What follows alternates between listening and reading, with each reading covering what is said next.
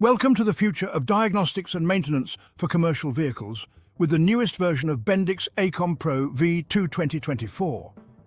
If you're a technician working on brake and stability control systems, this stable version makes your work easier and more accurate than ever before. Bendix ACom Pro is a powerful diagnostic tool that not only helps you detect issues but also update software, configure system parameters and run real-time tests. What's new in the 2024 version? The iSense Pro continuous wear sensing feature is now integrated into the diagnostic reports for braking systems and trailers.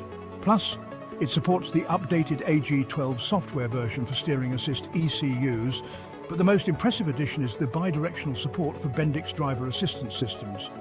Now you can perform tests and calibrations on devices like Blind Spotter for side object detection.